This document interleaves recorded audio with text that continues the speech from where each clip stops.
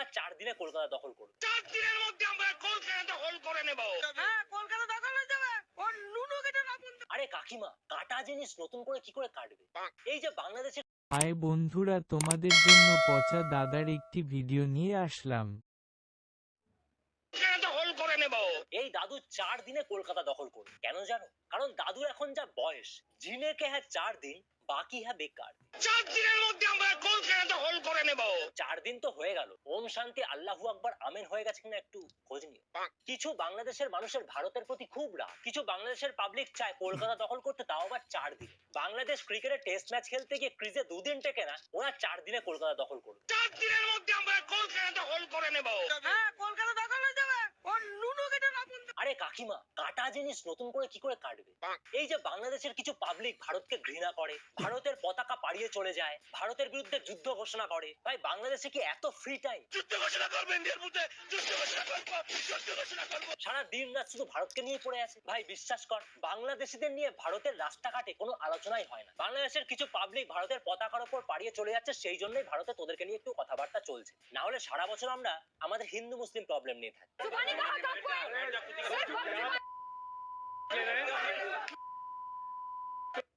আমরা আসলে ভারতের সাথে বন্ধুত্ব চাই। হাই বন্ধুরা, তোমাদের জন্য পচা দাদার একটি ভিডিও নিয়ে আসলাম। আপনি এই ধরনের বক্তব্য দিতে পারেন না। এটা কোনো শর্ত শুনতে না। আগে বন্ধুত্ব চাই নাকি মানে শত্রুতা চাই, এটা আগে ডিসাইড কর, তারপরে মানে কলকাতায় আয় দখল কর। I hate you like I love you, এরকম মানে কনফিউজিং ওয়েতে আসছিস কেন? এই বাংলাদেশের কিছু পাবলিক সারা দিন রাত ভারতকে নিয়ে পড়ে আছে, কিন্তু ভারতের মতো হতে পারছে না। আমাদের ভারতে 18 বছরের একটা ছেলে দাবায় ওয়ার্ল্ড চ্যাম্পিয়ন হয়েছে। World champion is Kukesta Maraja! আর বাংলাদেশের দামড়া পোলাপাইনদের অবস্থা দেখো। ব্রা লইয়া ব্রা উল্লাসে মারছে। এবার প্যারিস অলিম্পিকে ভারত 6টা মেডেল পেয়েছে, বাংলাদেশের পোলাপান কোথায়? ও ভুলে গেছি, বাংলাদেশের পোলাপাইন তো কলকাতা দখল করতে আইতেছে। যুদ্ধ ঘোষণা করব, ইন্ডিয়ার বিরুদ্ধে যুদ্ধ ঘোষণা করব, যুদ্ধ ঘোষণা করব। এই বাংলাদেশের কিছু পাবলিক যারা ভারতকে ঘৃণা করে, তারা কিন্তু পাকিস্তানকে ভালোবাসে। সেই পাকিস্তানও এবার প্যারিস অলিম্পিকে একটা সোনা পেয়েছে, আর বাংলাদেশের পোলাপাইন যুদ্ধ ঘোষণা করব, ইন্ডিয়ার বিরুদ্ধে যুদ্ধ ঘোষণা করব, যুদ্ধ ঘোষণা করব। বাংলাদেশে দেখবে কোথাও আন্দোলন ঝামেলা হলেই সবাই মারা চুরি করতে শুরু করে। আচ্ছা, কি নিয়ে আসলেন? কি নিয়ে আসলেন?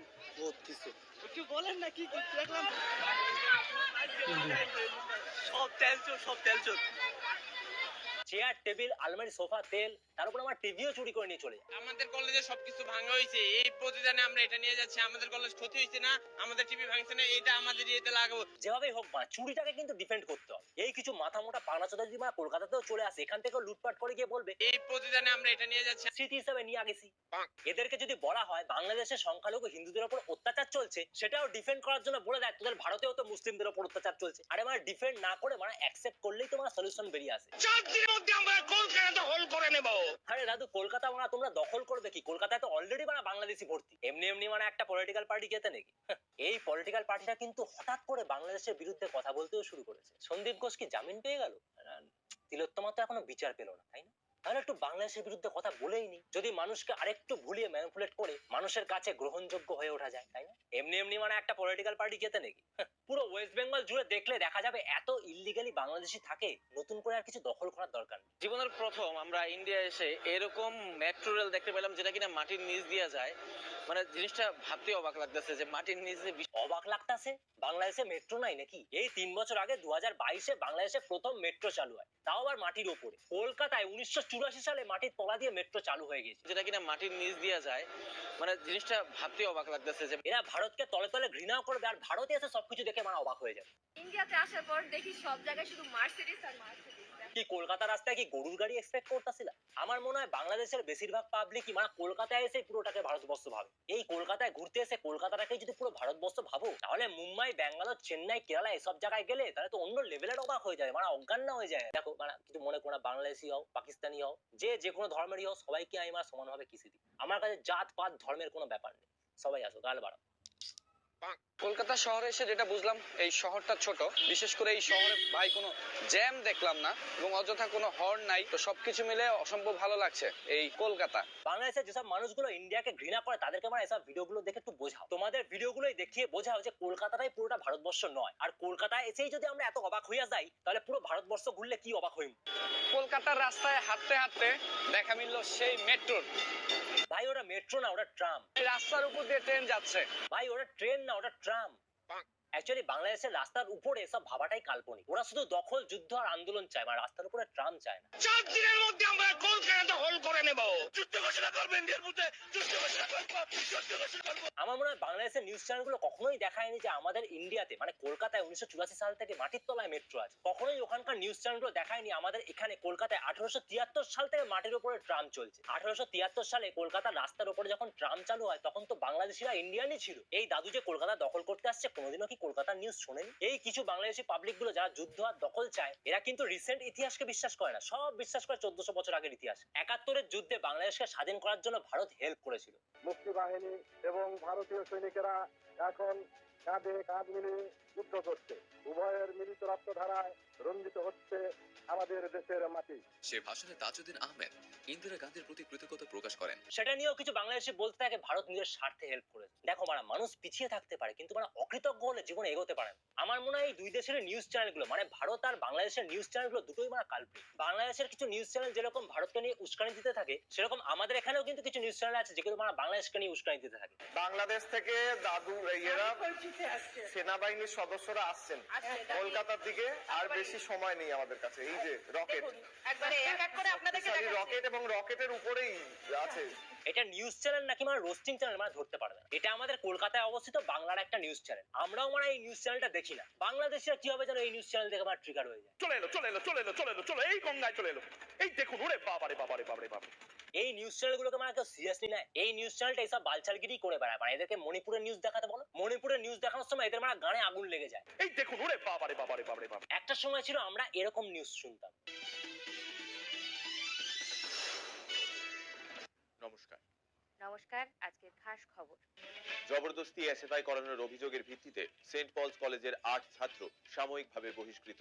সেই সময় নিউজ চ্যানেলগুলোর একটা আদব কায়দা ছিল, একটা সিরিয়াসনেস ছিল। মানে খবর পড়ছো, তোমাদের রোস্টিং চ্যানেল না। আজকালকার নিউজ চ্যানেলগুলো মানে ফুল পাগলা চোদাও। চলে এলো, চলে এলো, চলে এলো, চলে এলো, চলে এই গঙ্গায় চলে এলো। এই দেখুন, ওরে বাবারে বাবারে বাবারে বাবা। ভারতের এই পাগলা চোদা নিউজ চ্যানেলগুলোকে দেখে যদি কোনো বাংলাদেশি ট্রিগার হয়ে গিয়ে এইসব বলতে শুরু করে 4 দিনের মধ্যে আমরা কলকাতা দখল করে নেব। তাকেও তাহলে মানে মাথা মোটা আখ্যা দিয়ে দিই। তুমি জল খাও। শুধু হিন্দু বলে ভারতীয় বলেই অ্যাটাক।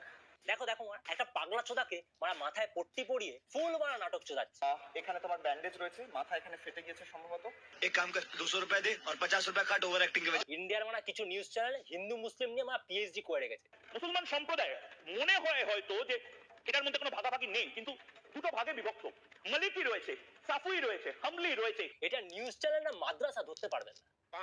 এই কিছু বাংলাদেশি যারা ভারতের পতাকার উপর দিয়ে হাঁটলো সেটা দেখা দেখি ভারতেরও কিছু পাবলিক বাংলাদেশের পতাকার উপর দিয়ে হেঁটে গেল। ভাই কুকুর যদি কখনো কামড়ায়, কুকুরকে কখনো কামড়াতে যাস তোরা? ইন্ডিয়ার এই পাবলিক গুলো সেই অবস্থা। কেউ যদি কোনো দেশের পতাকাকে এভাবে অসম্মান করে তার মানে তুইও তার মতো হয়ে গিয়ে তাদের পতাকাকে অসম্মান করবি। তাহলে মানে তোদের সাথে ওদের মানে ডিফারেন্সটা কোথায় থাকলো? বাংলাদেশের এই মাথামোটা পাবলিক গুলো ভারতের পতাকার উপর দিয়ে হেঁটে গেলেও কি ভারতের গৌরব ছিনিয়ে নিতে পারবে? ওরা ভারতের পতাকার উপর দিয়ে হেঁটে গেলেও কি ভারতের মতো অলিম্পিকে এরকম পদক পেতে পারবে? ভারতের মতো এরকম ভাবে কি হকিতে ক্রিকেটে এভাবে চ্যাম্পিয়ন হতে পারবে?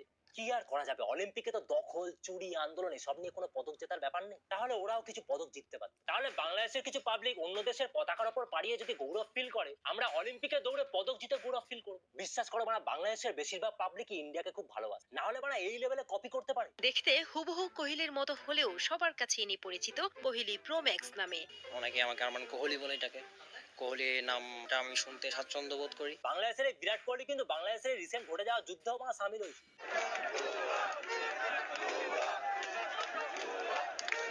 কি লেভেলের পাগলাচোদা হলে নিজের দেশের একটা সিরিয়াস আন্দোলন চলছে সেখানে মানে বিরাট কোহলি সেজে দিতে পারে। সেলিব্রেশনটাও নিশ্চিত করে হয়তো আপনার পরিচিত সেই অ্যাগ্রেশন চেনা ছবিটা হয়তো আপনি জেনে গেছেন ঘটনাটাও। বিরাট কোহলিও মানে এতটা অরিজিনাল না, মানে এই যতটা বিরাট কোহলি সেজে বসে আছে। ভারতের সবকিছু ইউজ করবে, সবকিছু মানে কপি করবে, তারপরেও আবার বলবে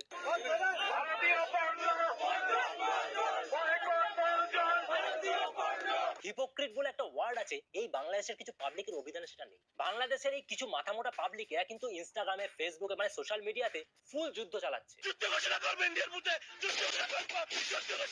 কিন্তু এদের সেনাবাহিনীর অবস্থা খিড়কির মোড়ে ফুসকি দিছে আহা আহা ওগেন্ডি প প ওগেন্ডি প প।